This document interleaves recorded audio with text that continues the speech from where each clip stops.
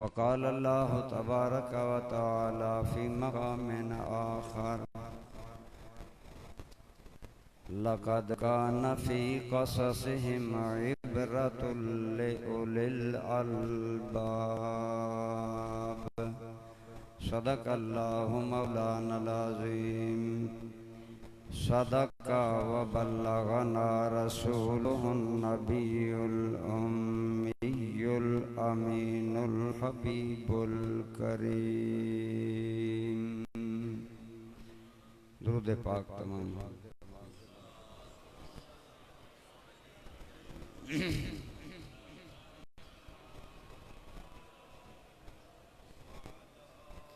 صلاة السلام علیکم یا سیدی یا رسول اللہ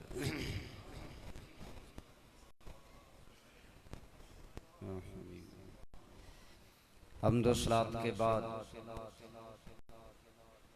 قابل صد عزت و احترام حضرات اور علماء کرام دامت برکاتہم العالیہ،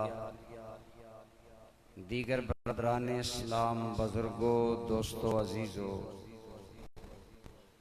جیسا کہ آپ نے اشتہار پر بھی پڑھا، مجھے آج حکم دیا گیا ہے کہ میں شہادت امام حسین علی مقام کے بعد والے واقعات آپ کی خدمت میں عرض کروں۔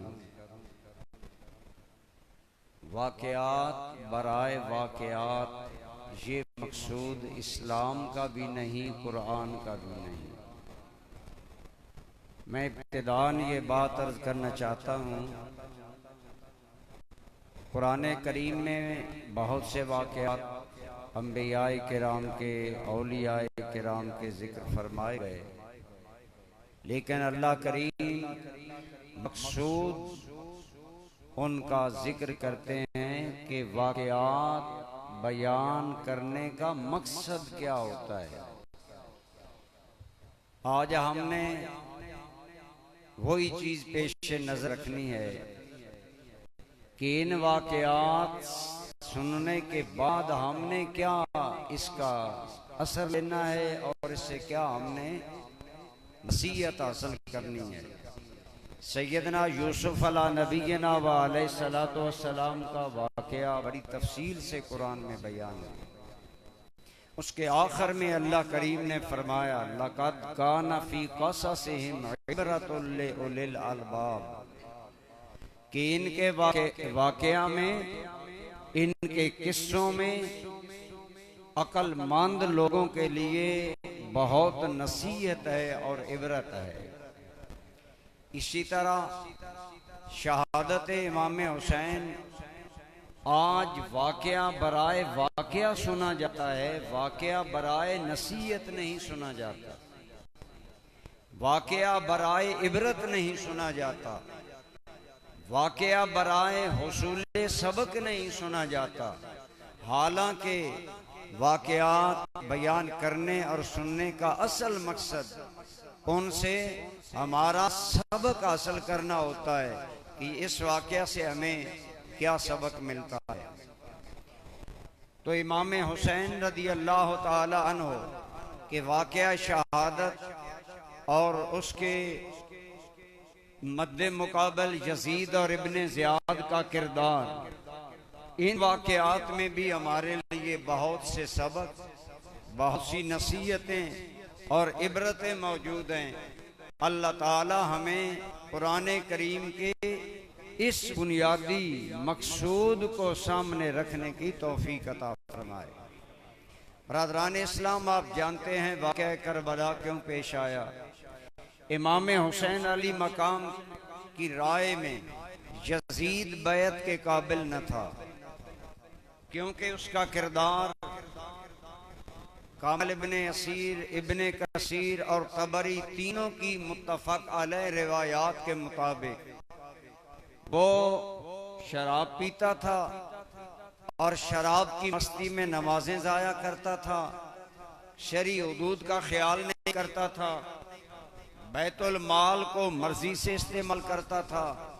تو یوں اس نے خلافت کو اسلامی ٹریک سے اتارا جب تو امام علی مقام رضی اللہ تعالی عنہ نے موقف یہ اختیار کیا کہ یزید کی میں بیعت نہیں کروں گا، لہذا آپ اپنے موقف حق پر ڈٹے رہے اور اسی کے نتیجے میں واقعہ کربلا پیش آیا کہ آپ کو اپنے کنبے سمیت اپنے موقف حق پر ڈٹا رہنے کی پاداش میں کنبہ قربان کرنا پڑا، اور آپ کی شہادت کا واقعہ فاجعہ پیش آیا۔ لیکن برادران اسلام یہ کوئی عام واقعہ نہیں، بلکہ اس کے ظاہری باطنی اثرات ہیں، سننے سنانے والوں پر بھی ہوتے ہیں۔ امام حسین کی زندگی کا یہ اہم واقعہ وہ ہے جس کا اثر نسلوں تک جاری رہے گا، نسلیں اس سے رہنمائی حاصل کریں گی۔ تو بہرحال امام علی مقام رضی اللہ تعالی عنہ آپ کی شہادت کے بعد بظاہر یزیدی فوجیں غالب آ گئیں اور امام حسین اور آپ کے دوستوں کو شہید کر دیا گیا، لیکن اس معرکہ کے اندر اور اس حادثہ کے اندر یزیدی لوگوں میں سے بھی تقریباً 88 آدمی قتل ہوئے۔ عمر ابن سعد جو ان کے لشکر کا کمانڈر تھا، اس نے ان کا جنازہ پڑھا کر تدفین کر دی، اور اہل بیت اور آپ کے جان نثاروں کے لاشوں کو بے گور و کفن چھوڑ دیا گیا۔ اور تاریخی روایات کے مطابق 3 دن کے بعد ایک بستی قریب تھی جس بستی کا نام ہے بستی غاریہ، اس میں ایک قبیلہ بنی اسد رہتا تھا، اس کے لوگ آئے اور انہوں نے اہل بیت اعظام کے افراد آپ کے جان نثاروں کے لاشوں کو دفن کیا، ان کی نماز جنازہ اور تجہیز و تکفین کی۔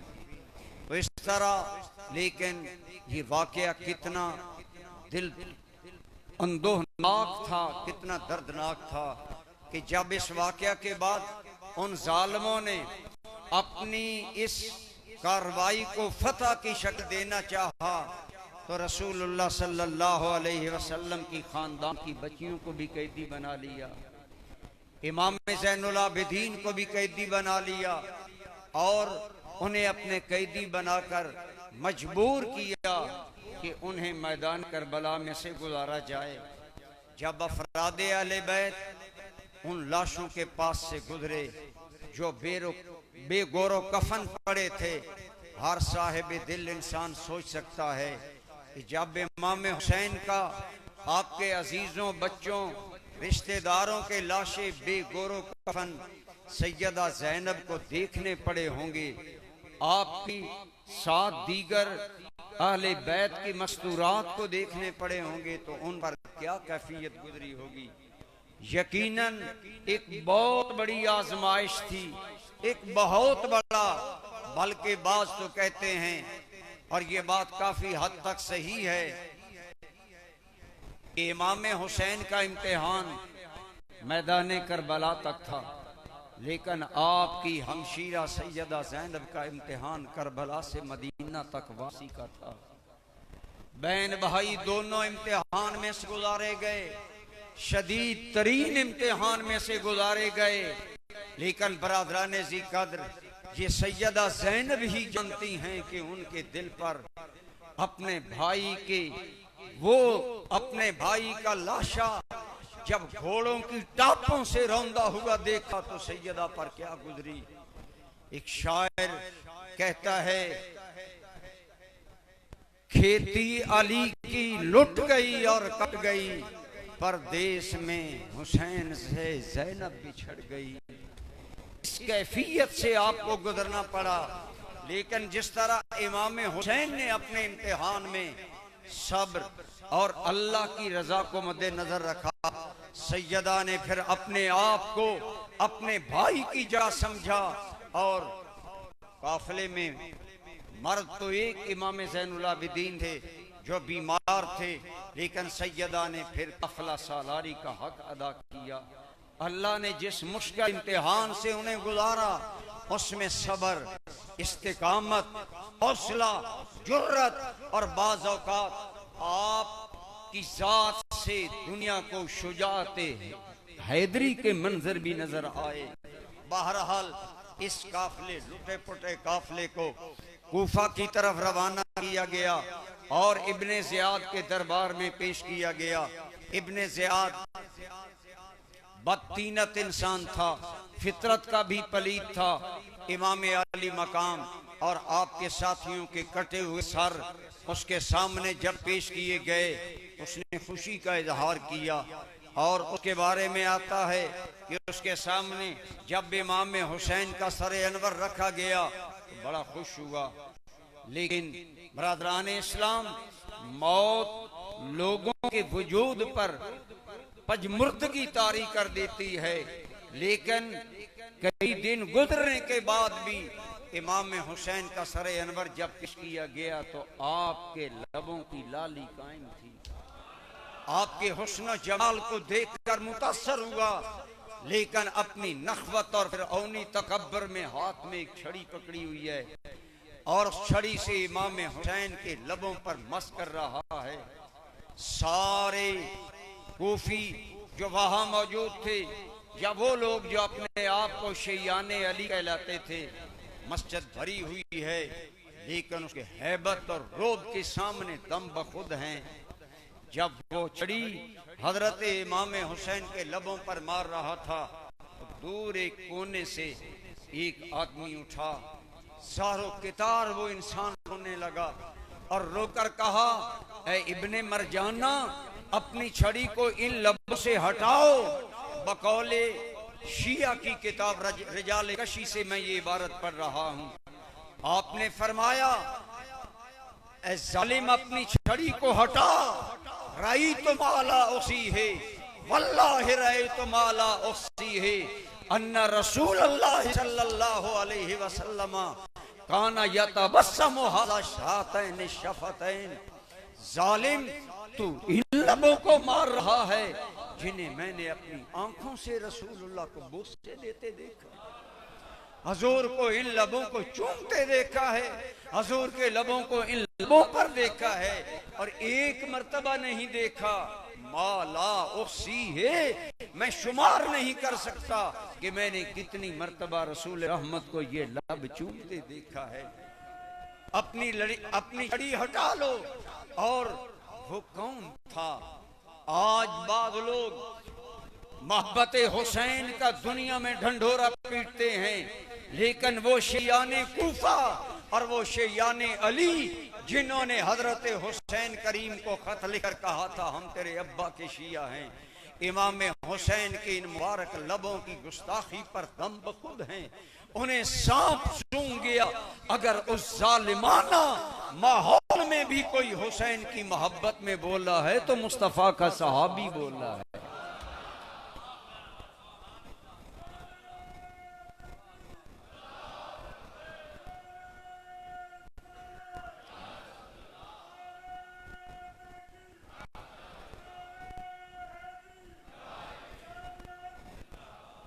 میں کر رہا تھا واقعات نصیحت اور سبق آموزی کے لیے ہوتے ہیں۔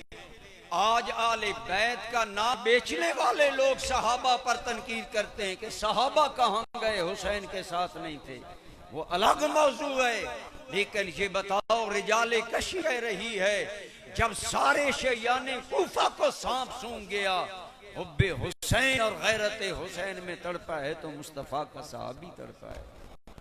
اس صحابی رسول کا نام ہے زید بن ارقم رضی اللہ تعالی عنہ۔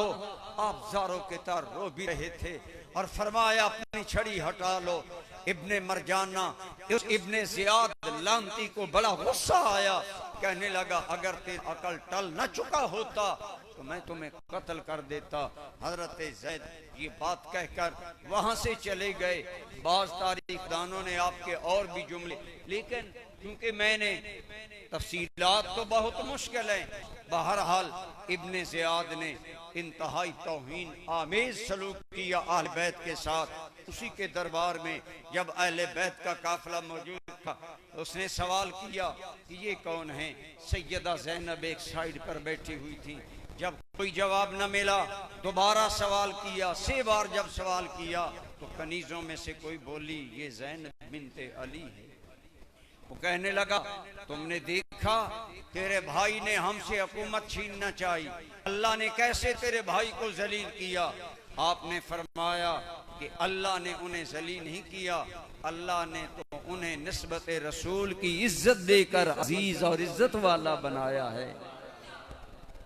ابن زیاد فطینت انسان تھا، اس نے اور اسی طرح حضرت امام زین العابدین کو دیکھا تو کہنے لگا یہ کون ہے؟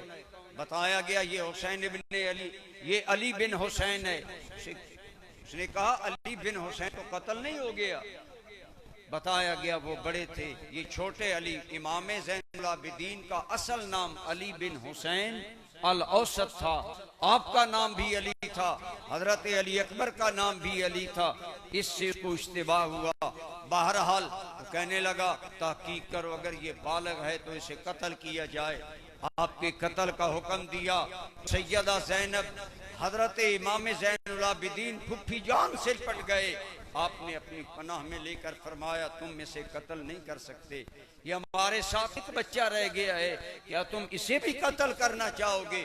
بہرحال مائی صاحبہ کی اصرار پر، اور آپ نے فرمایا اگر تیرا اس خاندان سے کوئی کسی بھی قسم کا تعلق نہیں تو پھر ہمارے لیے کوئی اور آدمی مقرر کر دے۔ بہرحال وہ امام زین العابدین کے قتل سے باز آ گیا، اور آل بیت کو وہاں ایک آدھ دن رکھنے کے بعد ان سروں کو دمشق کی جانب روانہ کرنا چاہا۔ امام حسین کا سر خولی بن یزید کے پاس تھا، جب وہ سر لے کر کوفہ پہنچا تو رات کا وقت ہو چکا تھا، دیر سے پہنچا، وہ گھر آپ کا سر لے کر اپنے گھر چلا گیا۔ لیکن دوستو ابھی میں نے قرآن کریم کی آیات طیبات پڑھی جن میں فرمایا گیا ہے کہ من کان یرید حرث الآخرہ، جو آخرت کی کھیتی کا ارادہ کرتا ہے، نزدہ فی حرثہ، ہم اس کی کھیتی میں برکت دیتے ہیں۔ یعنی اللہ رب العالمین فرماتے ہیں جو آخرت سنوارنا چاہتا ہے ہم اس کے لیے آخرت سنوارنے میں برکت عطا کر دیتے ہیں، اور جو آدمی ومن کان یرید حرث الدنیا، اور جو دنیا آباد کرنا چاہتا ہے نؤتہ منہا، ہم اسے کچھ دنیا تو دے دیتے ہیں لیکن وما لہ فی الآخرۃ من نصیب، آخرت میں اس کا کوئی حصہ نہیں ہوتا۔ یزیدیوں کی آنکھوں میں دنیا رچ گئی۔ یہ خولی بن یزید ظالم عمر ابن سعد سے کہنے لگا عمر مجھے اعلیٰ انعام دو، میں ایسے سردار کا سر لے کر آیا ہوں جو آج اس بھری کائنات میں اپنی ماں اور باپ کے اعتبار سے سب سے اعلیٰ۔ یعنی امام حسین کے بارے میں وہ کہنے لگا کہ میں ایسے انسان کا سر لایا ہوں جو دنیا آج دنیا میں سب سے اعلیٰ ماں باپ کے اعتبار سے ہے، لہٰذا مجھے انعام دیا جائے۔ لیکن عمر بن سعد نے جھڑ دیا، وہ سر لے کر رات کو اپنے گھر پہنچا تو اپنی بیوی، اس کی بیوی کا نام تاریخوں میں نوار آتا ہے، اس سے کہنے لگا کہ میں تیرے گھر میں آج بہت بڑی دنیا کی دولت لایا ہوں۔ اس نے کہا کیا لائے ہو؟ ظالم کہنے لگا حسین ابن علی کا سر لایا ہوں، یہ مرد ہے وہ عورت ہے، عورت ویسے ناقص العقل ہوتی ہے لیکن اس عورت کے عقل پر قربان جائیں۔ اس نے کہا تو پر اللہ کی لعنت ہو، دنیا دراہم و دنانیر لے کر گھروں میں داخل ہوگی، تو رسول اللہ کے نواسی کا سر لے کر آیا، تمہیں شرم نہیں آتی؟ اپنے اس عمل پر ناز کر رہے ہو۔ دوستو واقعات عبرت کے لیے ہوتے ہیں، جب دنیا آنکھوں میں سما جاتی ہے پھر بندے کو برے سے برا کام بھی اچھا لگتا ہے۔ لیکن اس کی بیوی نے کہا اے ظالم اب میں تیرے ساتھ نہیں رہ سکتی۔ بہرحال اس نے امام علی مقام کا سر انور ایک ٹوکرے کے نیچے رکھ دیا اور اپنی دوسری بیوی سے دل لگی کرنے لگا۔ نوار رات کو دیکھتی رہی، امام علی مقام کے کٹے ہوئے سر پر کئی دن گزر گئے ہیں لیکن آج بھی اس جنتی جوانوں کے سردار پر نور کی بارش ہو رہی ہے۔ ساری رات انور کی بارش دیکھتی رہی، جو دل میں ادب اور محبت رکھتا ہے اہل اللہ کا، اللہ اس پر مہربانی کرتے ہیں۔ صبح سر لے کر وہاں پیش کر دیا۔ اگلا واقعہ آپ سن چکی، ابن زیاد نے آل بیت کے بارے میں اچھا رویہ اختیار نہیں کیا، پھر دمشق کی جانب جانے کا حکم دے دیا کہ انہیں یزید کے پاس پیش کیا جائے، اور وہاں اس نے ایک اپنی کامیابی کے اظہار کے لیے کہا کہ راستے بھر میں ان کے سروں کو نیزوں پر رکھا جائے اور اس کی خوب تشہیر کی جائے۔ تو میں کہتا ہوں آج جو اہل محبت اہل بیت کے نام پر جلوس نکالے جاتے ہیں، ان کو نہ دیکھا کرو، نہ ان میں شریک ہوا کرو۔ اہل بیت کی توہین کے جلوس سب سے پہلے ابن زیاد اور یزید کے حمایتیوں نے نکالا۔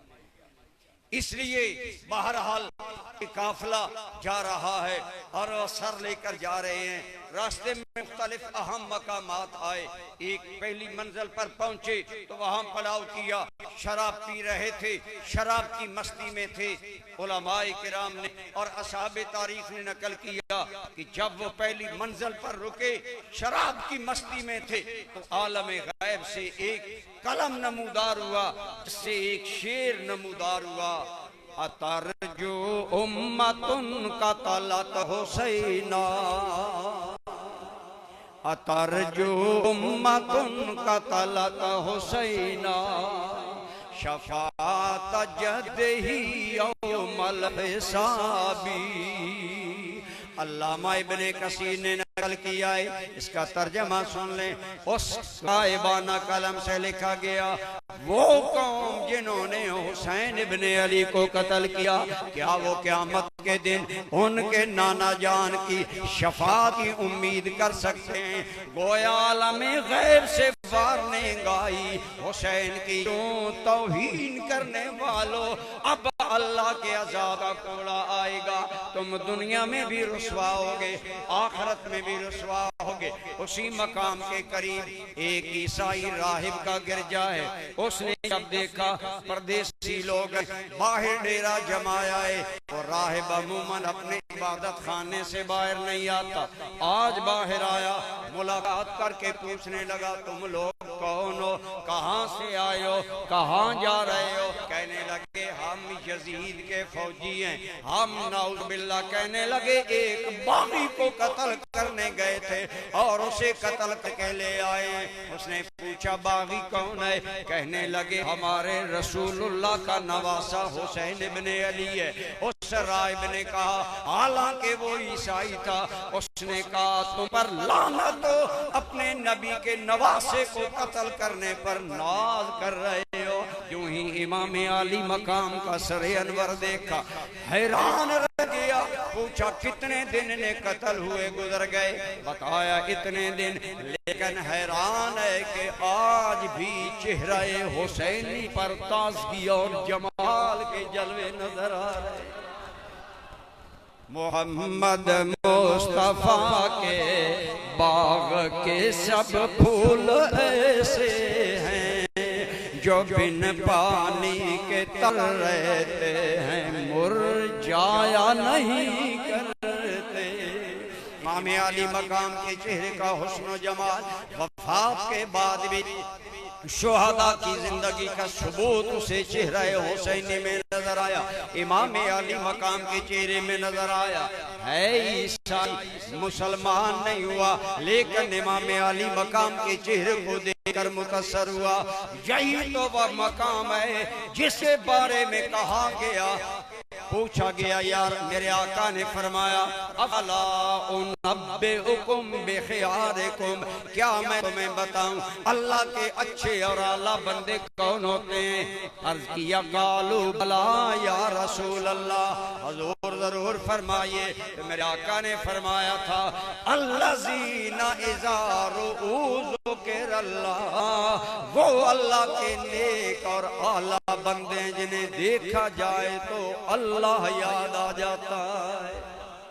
اس نے کہا کہ کیا تم رات تو تم ٹھہرو گے، کیا رات کے لیے یہ سر میرے حوالے کیا جا سکتا ہے؟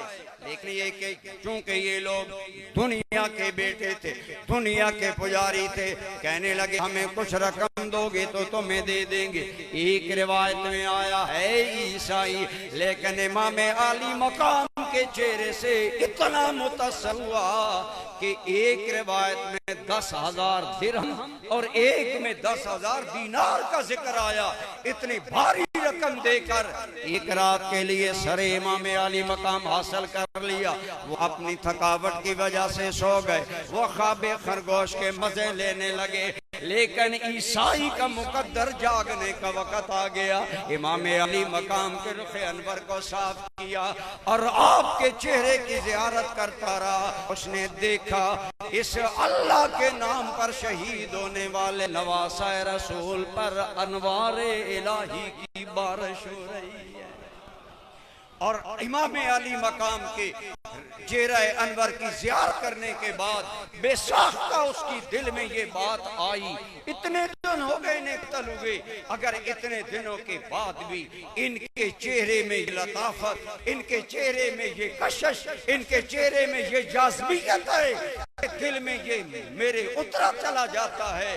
تو اس نے جب امام علی مقام پر مزید رات کو انوار کی بارش دیکھی تو زبان پر بے ساختہ حسین کے نانے کا کلمہ جاری ہو گیا، اسے ایمان نصیب ہو گیا۔ برادران اسلام، علماء کہتے ہیں یہی بات میرے رب کریم نے فرمایا، جو دنیا چاہتا ہے نوتی ہی منہا، اسے کچھ دنیا تو مل جاتی ہے، لیکن ما لہو فی الآخرت من نصیب، آخرت سے کچھ نہیں ملتا۔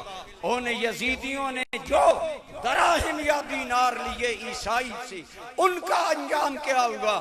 وہ ظالم خوش ہیں، ہمیں دولت مل گئی، ہمیں دنیا مل گئی، ہمیں دراہم مل گئے، لیکن یہ اپنی قسمت پر ناز کر رہا ہے کہ نبی آخر الزمان کے نواسے کے چہرے کی زیارت نے مجھے نعمت ایمان عطا فرما دی ہے۔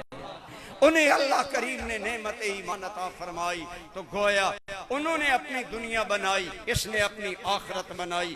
بزرگوں نے یہاں علماء نے ایک بڑی پیاری بات لکھی، انہوں نے فرمایا آپ دیکھیں، اس نے امام علی مقام کے سر انور کا احترام کیا، اللہ نے اس کا خاتمہ بالایمان کیا، اس لیے جو بزرگوں کا دل سے احترام کرتا ہے اللہ اسے اپنے انعامات سے نوازا کرتا ہے۔ ہمیشہ یہی وجہ ہے الحمدللہ ہم آل سنت بادب لوگ ہیں، بزرگوں کا ادب کرتے ہیں، لیکن انہیں کیا ملا؟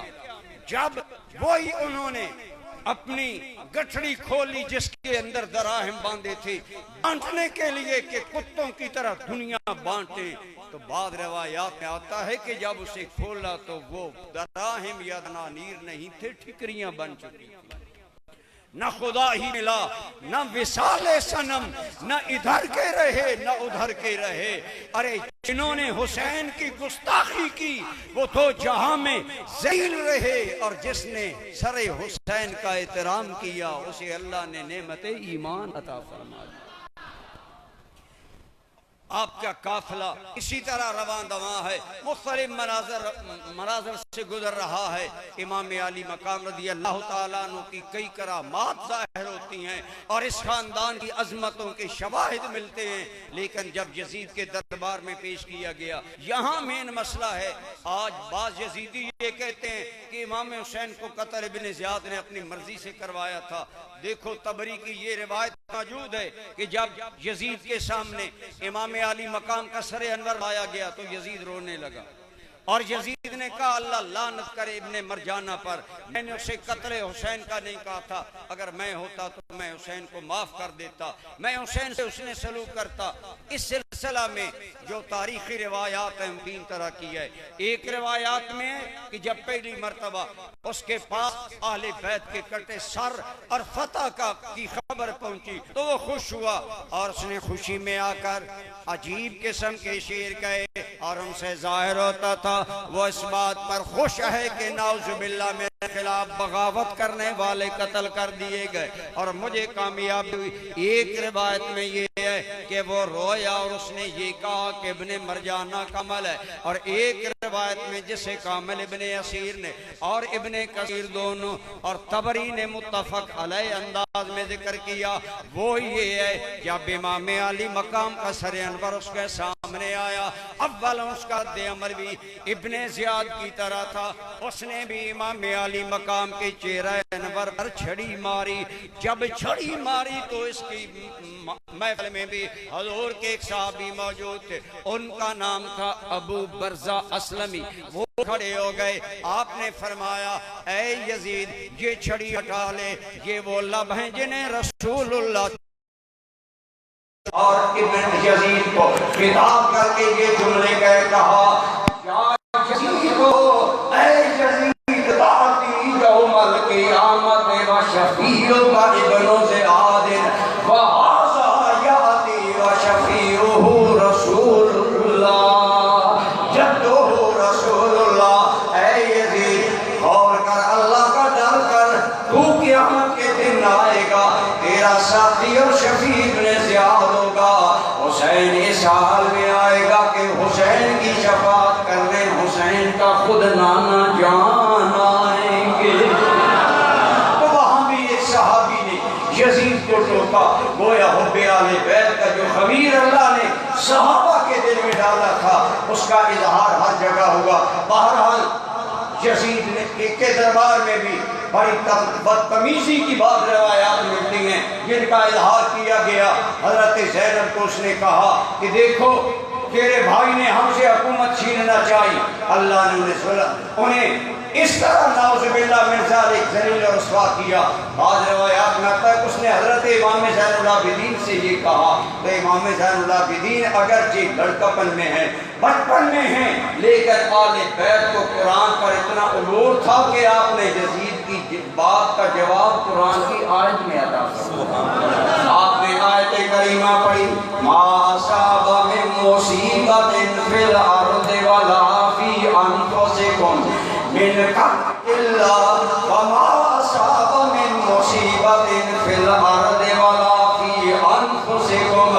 جہاں بھی کسی کو کوئی مصیبت آتی ہے، کوئی پریشانی آتی ہے، وہ تمہارے پیدا ہونے سے پہلے لکھ دی گئی ہے۔ گویا آپ نے فرمایا تقدیر یہی لکھی ہوئی تھی، آپ نے بات کو ادھر موڑا، وہ اس نے اپنے بیٹے کو اشارہ کیا کہ حسین کے بیٹے نے جواب دیا ہے، تم میرے بیٹے کو جواب دو، لیکن اس کا بیٹا کیا جواب دے سکتا؟ یزید نے خود آگے کہا ما اصابکم من مصیبت الا ما اصاب من مصیبت، تم پر جو مصیبت آتی ہے ما کسبت ایدیکم، وہ تمہارے ہاتھوں کی کمائی ہوتی ہے۔ یعنی اس نے الزام دیا کہ حسین کریم کے ساتھ جو کچھ ہوا یہ انہی کی وجہ سے نعوذ باللہ من ذالک ہوا، یعنی اس نے مورد الزام ٹھہرایا۔ لیکن امام زین العابدین نے کہا یہ اللہ کی تقدیر تھی، اللہ نے ہمارے معاملے میں ایسا ہی لکھا تھا۔ ایک عراقی آدمی آیا ابن یزید کے ہی دربار میں، یہ انتہائی دلخراش واقعہ پیش آیا۔ آج جو یزید کی حمایت میں بولتے ہیں، ہم ان کے سامنے یہ واقعہ رکھتے ہیں، اس واقعہ کو مد نظر رکھیں اور سوچیں کہ کیا یزید کی ابتدا تمہیں یاد دلا سکے گی، اور کیا رسول اللہ کی بارگاہ میں کیا جواب ہوگا ان کا اور ان کے حمایتیوں کا۔ وہ عراقی بدبخت جس کی آنکھیں نیلی تھیں، انتہائی مکروہ چہرہ، وہ حضرت سیدہ فاطمہ بنت حسین کی طرف اشارہ کر کے یزید کو کہنے لگا یہ لڑکی مجھے دے دو، آپ انتہائی خوبصورت تھی، آپ چھوٹی بچی تھی، آپ ڈر کر پھٹی جان سے لپٹ گئی کہ میرے بارے میں یہ ظالم بات کر رہا ہے۔ تو سیدہ زینب جو حضرت علی کے مرتضیٰ کی بیٹی تھی، آپ نے ڈر کر کہا اے ظالم، نہ تمہیں یہ اختیار ہے نہ یزید کو اختیار ہے کہ وہ یہ بچی تمہیں دے سکے۔ یزید نے اس جملے کو اپنی توہین سمجھا اور بگڑ گیا اور بابر کتے کی طرح غصے میں آ کر کہنے لگا کیا تو کہتی ہے کہ مجھے کوئی اختیار نہیں، مجھے ہے اختیار، میں یہ دے سکتا ہوں۔ آپ نے فرمایا یہ کام پھر تم تبھی کر سکو گے جب ہماری ملت سے خارج ہو جاؤ گے۔ جو بظاہر تم نے کلمے کا لباس پہنا ہے، رسول اللہ کا امتی ہونے کا جو تم نے لباس پہن رکھا ہے، اس سے تمہیں نکلنا ہوگا، یعنی ایسا عمل۔ لیکن وہ پھر کہنے لگا تیرا بھائی گمراہ ہوگا، تیرا باپ گمراہ ہوگا۔ حضرت علی اور حضرت حسین کی طرف اشارہ کر کے کہنے لگا، لیکن مائی صاحبہ نے فرمایا میرا بھائی بھی گمراہ نہیں، میرا ابا بھی گمراہ نہیں، بلکہ تو آج حکومت میں آیا ہے اور ظالم پر بیٹھا ہے اور ظلم میں اہل بیت کو گالیاں دیتا ہے، اہل بیت کے دل آزاری کرتا ہے۔ سیدہ کی ان جرأت مندانہ جوابات کے نتیجے میں اس کو خاموش ہونا پڑا۔ بہرحال یہ تاثر دینا کہ یزید نہیں چاہتا تھا کہ امام حسین کو قتل کیا جائے، بلکہ ابن زیاد نے یہ عمل کیا، یہ تاثر تاریخی تحقیقات کے مطابق نہیں ہے، اور یہی علماء اہل سنت کے اکثر کا موقف ہے کہ یزید ابتداءً خوش ہوا، لیکن جب لوگوں کا رد عمل دیکھا کہ جیسے تیسے ہیں، ہر آنکھ میں میرے لیے نفرت ٹپک رہی ہے، ہر دل میں میرے لیے خیز و غضب کے جذبات ہیں، ہر چہرے پر میرے لیے انتہائی نفرت کے آثار ہیں۔ جب اس نے لوگوں کا رد عمل دیکھا، اور آپ جانتے ہیں یہ سیاسی لوگ ان کا مذہب عوام کا رد عمل ہوتا ہے، جب اس نے دیکھا کہ اب عوام میں میری نفرت پھیل گئی کہ میں نے رسول اللہ کے نواسے کو قتل کیا، تو پھر اس نے مگر مچ کے آنسو بھی بہائے، اور پھر اس نے پیڑوں بدلا اور یہ کہا کہ میں نہیں قتل کرنا چاہتا تھا، لیکن اسے امام حسین کے قتل سے بری قرار نہیں دیا جا سکتا۔ کیوں؟ آج اگر اس نے چلو نہیں کیا تو حکومت اس کی تھی۔ ہمارا سوال آج بھی یزیدیت پر قائم ہے کہ بتاؤ پھر اس نے قاتلین، اگر وہ نہیں چاہتا تھا، ابن زیاد نے خود قتل کیا، تو بتاؤ اس نے ابن زیاد کو سزا دی، ابن زیاد کے حواریوں کو سزا دی نہیں، بلکہ انعامات دیے اور انہیں عہدوں پر قائم رکھا۔ یہ اس بات کی دلیل ہے کہ وہ امام حسین کے قتل سے بری نہیں ہو سکتا۔ بہرحال امام یزید کے پاس اس نے آل بیت کو اپنے گھر میں بھیج دیا، اور گھر والوں کو یہ آپ جو بات کتابوں میں ملتی ہے، اس نے کہا کہ ان سے حسن سلوک کیا جائے، ان کی خوب خدمت کی جائے، انہیں اچھا کھانا پیش کیا جائے۔ چند دن رکھا گیا، لیکن جب اہل بیت کی عورتیں یزید کے گھر میں گئیں تو امام علی مقام کا قتل اتنا غمناک واقعہ تھا، اور اہل بیت کا لٹا پٹا قافلہ جب یزید کے گھر میں داخل ہوا، اس کا رد عمل یہ تھا کہ یزید کے گھر میں آہو بکا جاری ہو گئی، وہ بھی رونے لگی عورتیں بھی۔ اور ایک روایت میں آتا ہے جسے شیعہ حضرات نے بھی نقل کیا، یزید کے گھر میں 3 دن ماتم برپا رہا، گویا اب اپنا وہ جرم ختم کرنے کے لیے یہ دوسرا پہلو اختیار کر رہے ہیں، لیکن اس سے پتہ چلا امام حسین کی شہادت پر ماتم والا رد عمل یہ اہل محبت کا نہیں ہے، بلکہ یہ رد عمل بھی یزید کے گھر سے چلا ہے۔ یہ انہی لوگوں کا انداز ہے، اور انہی نے شروع کیا، گویا اپنا جرم چھپانے کے لیے انہوں نے یہ کیا۔ لیکن جتنے دن آل بیت وہاں رہے، ان کے ساتھ بظاہرانہ اچھا سلوک کیا، اور امام زین العابدین کو کھانے پر اپنے ساتھ بلا دیتا، مختلف مقامات پر مختلف باتیں ہوئی، لیکن امام زین العابدین رضی اللہ تعالی عنہ بڑے صبر استقامت کے ساتھ ان حالات کا مقابلہ کرتے رہے۔ اس کے علاوہ اہل بیت کے سروں کو بازاروں میں گھمایا گیا اور جلوس کی شکل میں گزارا گیا۔ یہ ابن زیاد کا اگرچہ عمل زیادہ تر کہا گیا، لیکن اس وقت اہل کوفہ رونے لگے۔ تو جب وہ رونے لگے تو ایک روایت میں امام زین العابدین کا آتا ہے، ایک روایت میں سیدہ زینب کا آتا ہے، آپ نے فرمایا یا اہل الخدع یا اہل البدر، اے بدعتیو، اے دھوکہ بازو، اے ہمارے ساتھ ظلم کرنے والوں، خود ہی خط لکھے ہیں اور خود ہی ہمارے قتل کے لیے یزید کے حمایتی اور ابن زیاد کے حمایتی بن گئے ہو، ہماری بد دعا ہے کہ فبکو کثیرا وضحکو قلیلا، تم روتے ہی رہو، تمہیں ہنسنا کم نصیب ہو۔ علماء نے فرمایا یہ وہ آل بیت کی انہیں بد دعا ہے جو کھائی جا رہی ہے اور ان کے دوہرے پن کا آج تک اظہار کر رہی ہے۔ بہرحال یزید نے چند دنوں کے بعد نعمان ابن بشیر، جس جیسے بعض علماء نے صحابی رسول ذکر کیا، یہ فطرت کے بڑے اچھے انسان تھے اور انتہائی آل بیت سے محبت عزت و احترام رکھتے تھے۔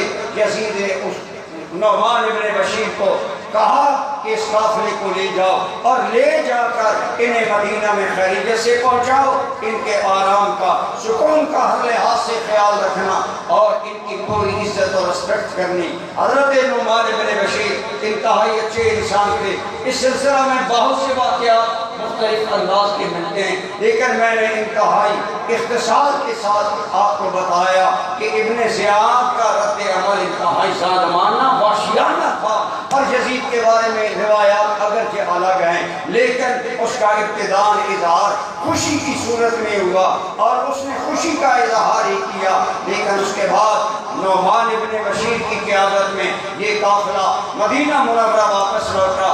سیدہ نے کہا، حضرت زینب نے، ہماری خواہش ہے کہ ہمیں کربلا کے راستے سے واپس کیا جائے تاکہ ہم اپنے شہداء کے بارے میں جان سکیں۔ جب گئی تھی ان کے لاشیں بے گور و کفن تھی، اب کیا ہوگا؟ بہرحال جو خواہش اہل بیت نے کی، نعمان ابن بشیر نے سارے راستے میں ان کی خواہشات کا احترام کیا اور انتہائی عزت و احترام سے انہیں مدینہ منورہ پہنچایا۔ لیکن برادران اسلام، ایک فطری بات ہے، جب قافلہ اہل بیت مدینہ منورہ میں داخل ہوا، کیا رد عمل ہوا؟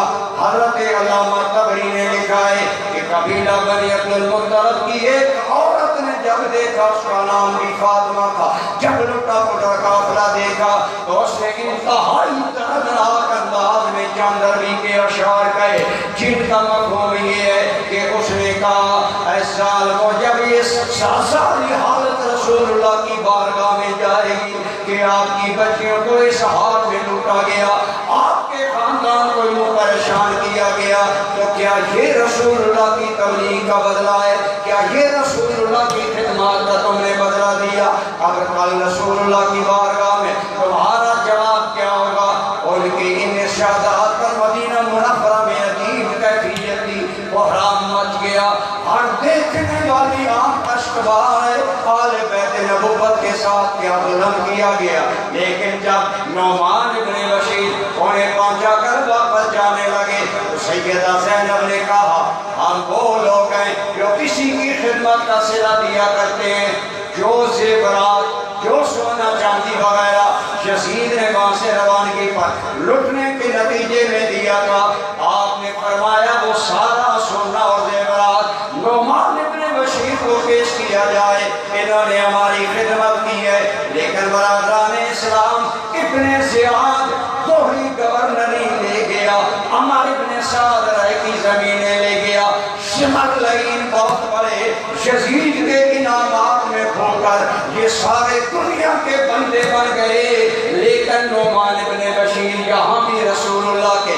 صحابی کا رد عمل دیکھے، وہاں بھی آپ نے دیکھا کہ صحابی رسول نے انتہائی احترام سے مائی صاحبہ کی خدمت میں کہا، اے سیدہ، مجھے اللہ کی قسم ہے، میں نے جو کچھ بھی کیا، ما فعلت الا لقرابۃ من رسول اللہ، میں نے جو حسن سلوک کیا، جو خدمت بجا لایا، میں نے سب کچھ وہ رسول اللہ کی قرابت، آپ کی اہل بیت سمجھ کر تمہارے ساتھ سلوک کیا، لہٰذا میں اپنی اس نیکی کا اجر دنیا میں نہیں لینا چاہتا، میں چاہتا ہوں کہ کل عزت و توقیر کا یہ اجر مجھے رسول اللہ کی بارگاہ سے عطا کیا جائے۔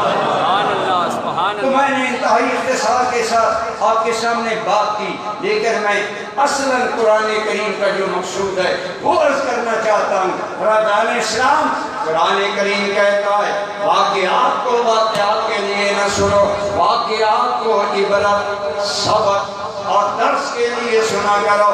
جو اس سے سبق ملتا ہے، اس سے پہلا سبق یہ ملتا ہے کہ بظاہر یزید نے امام علی مقام کو قتل کیا اور آپ کے رفقا کو قتل کیا اور بظاہر حکومت اسے مل گئی، لیکن علماء سے پوچھئے سن 61 ہجری میں امام علی مقام کی شہادت ہوئی، 64 ہجری تک یزید پر سر اقتدار رہا، لیکن شہادت امام حسین کے بعد ایک دن بھی اسے سکون سے حکومت کرنے کا موقع نہیں ملا، کیونکہ اس نے دنیا کو مد نظر رکھا۔ اللہ نے اس کی دنیا کی تلپٹ کر دی، اس کے اندر تلخی آ گئی۔ جب آل بیت کا قافلہ مدینہ منورہ میں لوٹا، اہل مدینہ نے یزید کی بیعت کا قلادہ اتار پھینکا، کہا یزید کی بیعت ہم نے توڑ دی ہے، اتنا ظلم اہل بیت کے ساتھ کرنے والے سے ہماری بیعت نہیں رہ سکتی۔ اہل مکہ نے بھی توڑ دی، اور حضرت عبداللہ ابن زبیر جو صدیق اکبر کے نواسے ہیں، ان کی قیادت میں کہا ہم یزید کی بیعت توڑ کر آپ کے ساتھ ملتے ہیں۔ اس طرح یزید کے لیے خانہ جنگی شروع ہو گئی، اور امام حسین کی شہادت کے بعد یزید نے ایک دن بھی سکون کا نہیں گزارا، اور اتنے بڑے بڑے اس سے جرم ہوئے۔ علماء فرماتے ہیں جب اللہ کسی پر ناراض ہوتا ہے پھر وہ گناہ کرتا ہی چلا جاتا ہے۔ پہلا تو اس نے ظلم یہ کیا کہ رسول اللہ کے نواسے کو قتل کیا، اور یاد رکھیں امام حسین کا قتل اور شہادت کوئی عام واقعہ نہیں ہے، بلکہ یہ وہ واقعہ فاجعہ ہے جس پر رسول اللہ حیات طیبہ میں بھی رو دیے، اور وصال کے بعد بھی رسول اللہ غمگین نظر آئے۔ طبرانی میں بھی آتا ہے اور دیگر کتابوں میں بھی آتا ہے کہ حضرت ام سلمہ کہتی ہیں میں حضور کی بارگاہ میں گئی تو نبی رحمت رو رہے تھے، آپ کی آنکھوں میں آنسو تھے۔ میں اس کے یا رسول اللہ بظاہر کوئی وجہ رونے کی نہیں ہے، آپ رو رہے۔ آپ نے فرمایا ہے ایک روایت ام سلمہ سے ہے، ایک روایت سیدہ ام الفضل سے ہے، آپ نے فرمایا ابھی میرے پاس ایک فرشتہ آیا جس نے مجھے یہ خبر سنائی ہے میرے بیٹے حسین کو ظلم کربلا میں شہید کیا جائے گا، لہذا اس خبر پر رسول اللہ ظاہری حیات طیبہ میں بھی اشک بار ہو گئے، اور وصال کے بعد بھی نبی رحمت ہمارا آل سنت کا عقیدہ ہے نبی مر کر مٹی میں نہیں ملتا، ختم نہیں ہو جاتا۔ اللہ کے سارے نبی زندہ ہیں، اور ہمارے نبی تو نبیوں کے سردار ہیں، بولو زندہ جاوید ہیں، ہمارے آقا زندہ جاوید ہے۔ اور حضرت امام حسین کی شہادت کا کیا اثر تھا نبی رحمت صلی اللہ علیہ وسلم پر۔ آج اہل ایمان اہل سنت امام حسین کا ذکر پاک سن کر اشک بار ہو جاتے ہیں۔ آج بھی ہمیں حسین سن کر اہل سنت کی آنکھوں سے محبت کے آنسو گرتے ہیں۔ خدا کی قسم آپ کو مبارک ہو، یہ آنسو حسین کی محبت بھی ہے، حسین کے نانا جان کی سنت بھی ہے، اور یہ اللہ تعالیٰ اہل محبت کو عطا کرتے ہیں۔ نبی رحمت صلی اللہ علیہ وسلم پر امام حسین کی شہادت کا اثر کیا تھا؟ پہلے میں ترمذی کی روایت پیش کرتا ہوں۔ حضرت سیدہ سلمہ کہتی ہیں کہ میں اپنی امی جان سیدہ ام سلمہ کی بارگاہ میں گئی، میں جب گئی حضرت ام سلمہ رو رہی تھی، میں نے پوچھا امی جان آپ رو رہی ہیں، خیر تو ہے؟ آپ نے فرمایا میری بیٹی سلمہ میں نے ابھی ابھی خواب دیکھا ہے، میں نے رسول رحمت صلی اللہ علیہ وسلم کو خواب میں دیکھا ہے، اور نبی کریم سال میں جیسا بندہ سفر سے آتا ہے اور بالوں میں گرد و غبار ہے اور چہرہ انور پر غم کے آثار ہیں۔ میں نے کہا یا رسول اللہ یہ کیفیت کیوں ہے؟ فرمایا شہید تو قتل الحسین آنفا، میں ابھی ابھی مقتل حسین سے آ رہا ہوں۔ حضرت ام سلمہ کی یہ ترمذی کی روایت بتا رہی ہے کہ ہمارے آقا وہ زندہ جاوید نبی ہیں جن کی بارگاہ میں گویا سارا منظر پیش کیا گیا، اور اس پر نبی پاک غمناک ہیں۔ دوسری روایت حضرت عبداللہ ابن عباس رضی اللہ تعالیٰ عنہما آپ سے ہے۔ حضرت عبداللہ بن عباس کوئی عام آدمی نہیں، یہ رسول اللہ کے چچا زاد بھائی ہیں اور صحابہ میں واحد مفسر قرآن ہیں۔ آپ فرماتے ہیں میں نے بھی خواب دیکھا اور میں نے نبی رحمت کو اس حال میں دیکھا کہ آپ بِيَدِهِ قَارُورَةٌ، حضور کے ہاتھ میں ایک شیشی ہے اور شیشی کے اندر خون ہے۔ میں نے خواب میں پوچھا یا رسول اللہ یہ شیشی کیسی ہے، یہ خواب کیسا ہے؟ تو حضور نے مجھے خواب میں جواب دیا لَمْ أَزَلْ أَلْتَقِطُهُ، میں اے عبداللہ ابن عباس لَمْ أَزَلْ أَلْتَقِطُ دَمَ الْحُسَيْنِ وَأَصْحَابِهِ، میں صبح سے لے کر اب تک حسین اور حسین کے ساتھیوں کا خون اس میں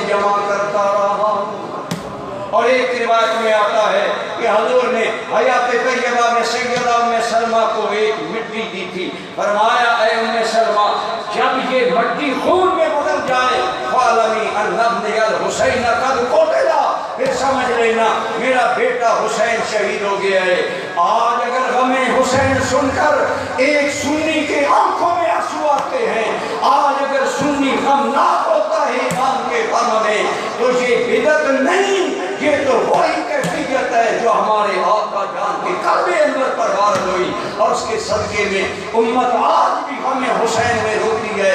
یہ رونا باعث ثواب ہے، کیونکہ شریعت کی حدوں کو نہ پامال کیا جائے، منہ پر تماچے نہ مارے جائیں، ہائے ہائے نہ کی جائے، ماتم نہ کیا جائے، لیکن غم حسین میں رونا ہمارے نزدیک عین عبادت ہے، اور ہمارا ایمان ہے کہ اس کے صدقے میں ہمارے گناہ معاف فرمائے جائیں، ہم پر کرم ہوگا۔ تو میں کر رہا تھا امام حسین علی مقام رضی اللہ تعالیٰ عنہ کی شہادت کا یہ اثر تو رسول اللہ کی ذات پاک پر ہوا، اور ظاہر میں یہ اثر ہوا کہ جس یزید نے اپنی حکومت کے لیے امام حسین کو قتل کروایا، اس یزید نے سکون کا سانس نہیں دیا، بلکہ حکومت ہاتھ سے چلی گئی۔ 3 سال یا 4 سال زندہ رہا، انتہائی ذلت، نفرت اور پریشانی میں۔ اہل مکہ نے بھی بغاوت کر دی، اہل مدینہ نے بھی بغاوت کر دی، ہر جگہ یزید کی نفرت کی آگ لگ گئی، اور ابھی مسلم ابن عقبہ بیت اللہ پر پتھر برسا کر بیت اللہ میں آگ لگا رہا ہے، بیت اللہ کی چھت جل گئی۔ آج یزیدی کہتے ہیں کہ یزید کو رحمت اللہ علیہ ہم تو کہیں گے ہم اپنا امام بنائیں گے، ہم کہتے ہیں بڑا اچھا فیصلہ ہے، تو بھی یزید کو امام مانو، ہم حسین کو امام مانو۔ الحمدللہ ہمارے امام حسین ہے، لیکن کردار تو دیکھو، اگر قتل حسین تم گناہ نہیں مانتے تو اللہ کے گھر کی چھت جلانا اور اس میں آگ لگانا کتنا بڑا جرم ہے۔ اللہ کے گھر پر پتھر برسائے گئے، اہل مکہ کو ہراساں کیا گیا، مدینہ منورہ کو 3 دن کے لیے حلال کر دیا گیا۔ کتنے حرام عمل مدینہ منورہ میں اس ظالم کی فوجوں کی وجہ سے ہوئے۔ ہم نے کہا غور کرو، یہ ہے یزید کا کردار، اس کردار سے اس کی برات کیسے کر سکو گے؟ یہ سب کچھ امام حسین کی شہادت کے بعد اس کے ساتھ پیش آیا، بڑی ذلت کے ساتھ 3 سال بعد پیٹ کی بیماری میں دنیا سے مر گیا، اور حفظ میں اس کی قبر گمنام مقام پر بنائی گئی، اور اس کے بیٹے کو خلیفہ بنایا گیا، لیکن بیٹا 6 ماہ تک نہ چلا، اور اس نے بھری بزم میں خطبے میں کہا اے لوگوں میں وہ خلافت نہیں کرنا چاہتا، میں وہ بادشاہی نہیں کرنا چاہتا جس بادشاہی کی بنیاد ظلم پر ہو۔ گویا یزید بھی مر گیا، اس کا بیٹا اقتدار سے معروم ہو گیا۔ ارے جس حکومت کے لیے امام حسین کو قتل کیا گیا وہ حکومت نہیں رہی، لیکن حسین کی حکومت اپنے نانا کی امت کے دلوں پر کل بھی موجود تھی، آج بھی موجود ہے، قیامت تک موجود رہے۔ آج بھی دنیا امام حسین کو خراج تحسین پیش کرتی ہے، خراج عقیدت پیش کرتی ہے۔ ایک تو یہ کہ ان ظالموں نے دنیا کو اپنا ٹارگٹ بنایا، لیکن دنیا بھی نہیں ملی، بڑے ذلیل ہو کر مرے۔ ابن زیاد جو حضرت امام حسین کے قتل کا مین ذمہ دار ہے، یہ مرا کس حالت میں مرا؟ مختار ابن عبید سقفی ظاہر ہوا، اس نے چن چن کر قاتلین حسین کو مارا۔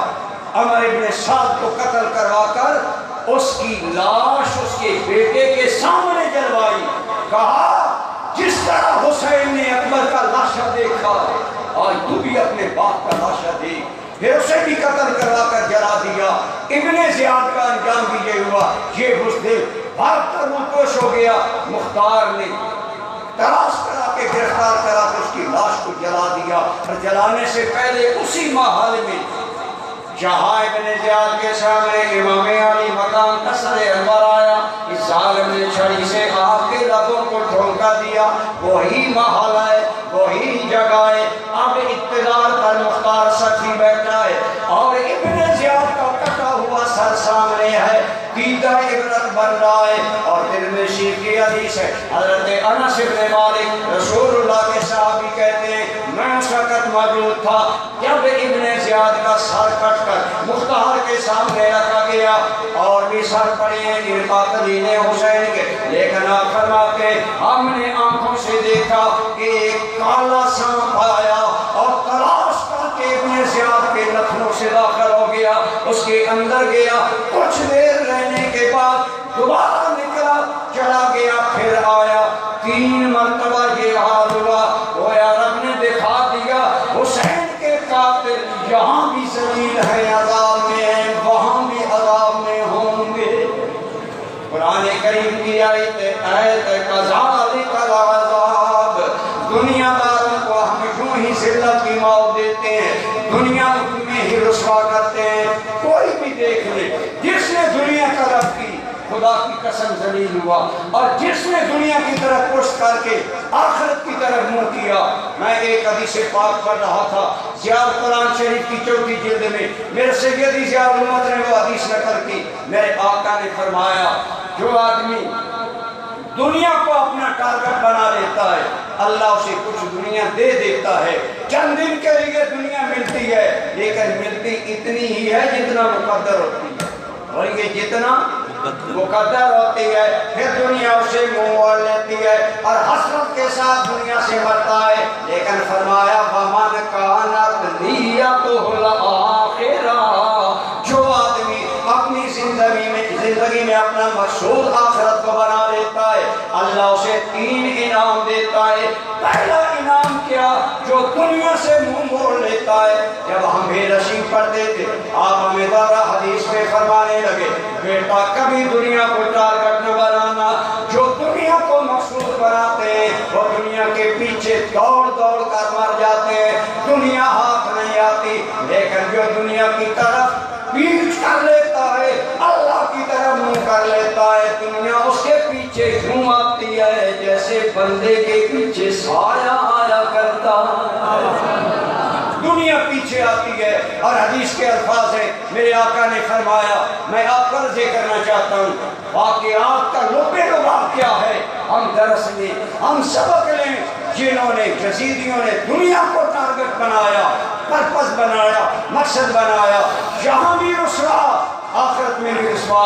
لیکن جس حسین ابن علی نے آخرت کو اپنا ٹارگٹ بنایا یہاں بھی کامیاب۔ آج دنیا حسین کا نام لے کر اللہ سے اپنی بخشش مانگتے ہیں، اللہ سے معافی مانگتے ہیں۔ تو میرے سیدی ضیاء الامت نے فرمایا جو آدمی اپنا ٹارگٹ آخرت کو بناتا ہے اللہ اسے 3 انعام عطا کرتا ہے۔ پہلا انعام اللہ رب العالمین جمع اللہ شملہ، اللہ اس کے سارے غم دور کر دیتا ہے۔ جو آخرت کو ٹارگٹ بناتا ہے پہلی بات یہ کہ اللہ اس کے غم دور کر دیتا ہے، اور دوسری بات یہ کہ اللہ رب العالمین وَجَعَلَ فِي قَلْبِ وَجَعَلَ غِنَاهُ فِي قَلْبِهِ، اللہ اس بندے کے دل کو غنا دے دیتا ہے، بے نیازی دے دیتا ہے تعدیش نعمت کے لیے۔ الحمدللہ ہمیں لوگ فون کر کے ڈیٹ لیتے ہیں تو بیچارے پریشان کہتے ہیں جی کتنے پیسے لیں گے۔ کشمیر سے ایک آدمی ڈیٹ لے گا، کہنے لگا میں اتنے پیسے دوں گا۔ میں نے کہا اب تمہیں ڈیٹ نہیں ملے گی۔ کہنے لگا کیوں؟ میں نے کہا تم نے ہماری قیمت لگا دی ہے، ہمیں حضور ضیاء الامت نے انمول بنایا ہے، ہماری کوئی قیمت نہیں، ہماری قیمت صرف غلامی مصطفیٰ ہے، ہماری قیمت صرف پیر محمد کرم شاہ کے قدموں کا بوسہ ہے، ہمیں اس مرد کلندر نے یہی عطا کیا ہے۔ میرے کریم نے فرمایا جو آخرت کو اپنا ٹارگٹ بناتا ہے اللہ اسے 3 انعام دیتا ہے، دل میں رکھیں، ان کو اپنائیں۔ آج کی تقریر کا لب لباب ہے، پہلی بات فرمایا جمع اللہ شملہ، اللہ اس کے غم دور کر دے گا، وَجَعَلَ غِنَاهُ فِي قَلْبِهِ، اللہ اس کے دل کو غنی کر دے گا، بے نیاز کر دے گا۔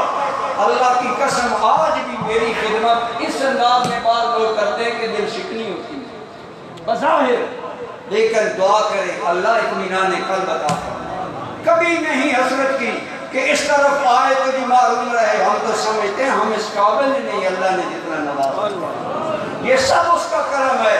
اور تیسری بات میرے آقا نے فرمایا أتته الدنيا وهي راغمة، اس کے الفاظ میں میرے کریم نے فرمایا کہ اپنا مقصود آخرت بنا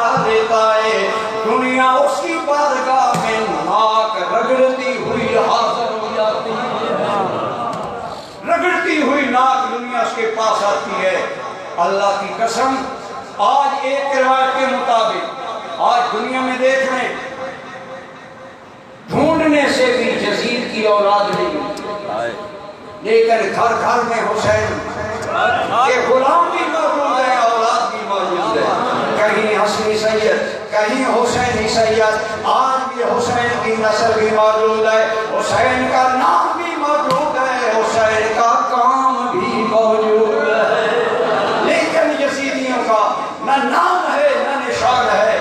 آج یزید کی قبر بڑی گمنامی میں عبرت کا نمونہ ہے، لیکن امام حسین کا مزار کربلا میں دیکھیں رات دن آبا۔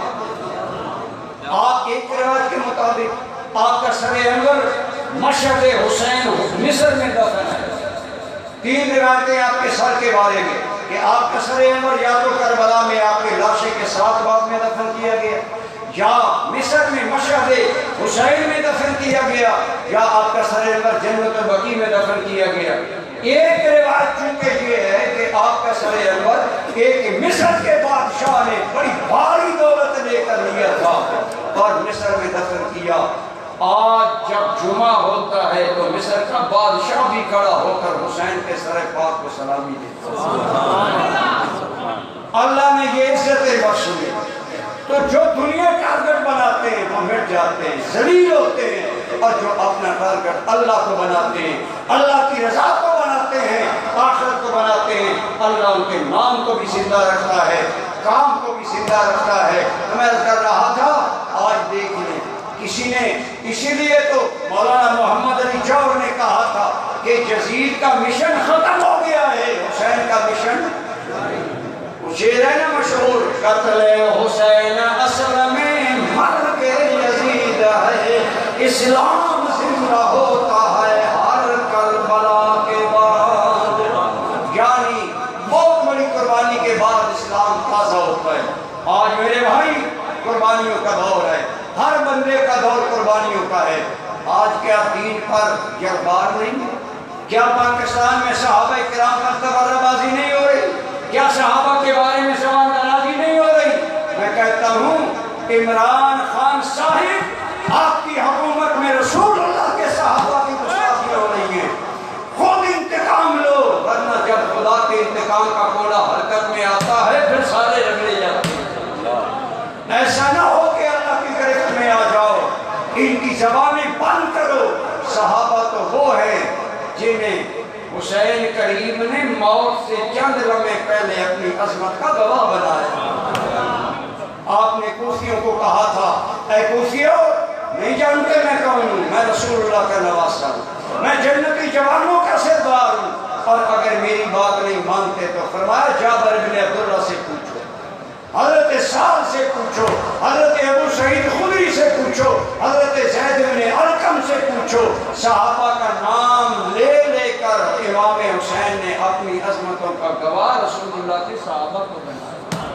یہ وہ لوگ ہیں۔ بہرحال برادران اسلام، یزید اس کے حواریوں نے دنیا کو ٹارگٹ بنایا، آج انجام دیکھ لیں، لیکن حسین ابن علی ان کا نام زندہ جاوید ہے، کام بھی زندہ ہے، ان کے محب بھی زندہ ہیں۔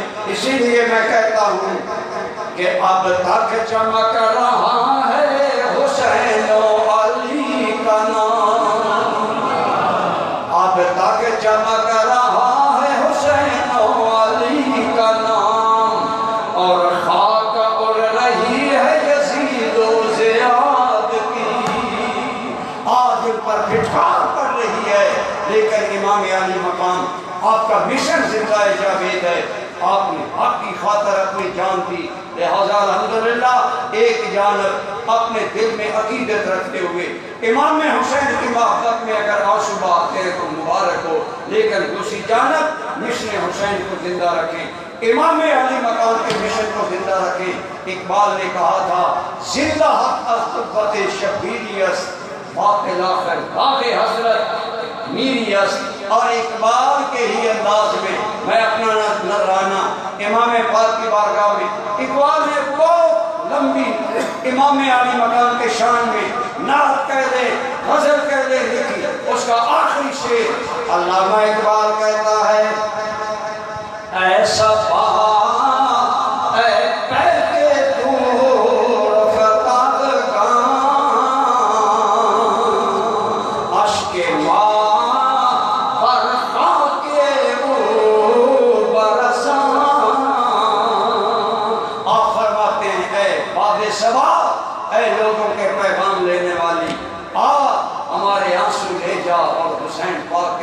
پر نچھاور کرے. دعا کرے اللہ ہماری یہ نسبت حسینی زندہ جاوید رکھے اور اس واقعہ سے سبق عبرت حاصل کرے. جنہوں نے دنیا کو ٹارگٹ بنایا مٹ گئے، ان کے مقاصد مٹ گئے، اور جنہوں نے آخرت کو سامنے نظر رکھا ان کا بیڑا پار ہے. اللہ آپ کو اور مجھے بھی اسی فارمولے پر چلنے کی توفیق عطا فرمائے کہ ہم بھی آخرت کو ترجیح دیں اور دنیا کو اگنور کریں. اللہ کریم بارگاہ حسینی میں سنی علماء کوثر کا اور میری حاضری کا اور آپ کی محبتوں کا یہ نذرانہ حسین کریم کی بارگاہ میں سے شرف قبولیت عطا فرمائے.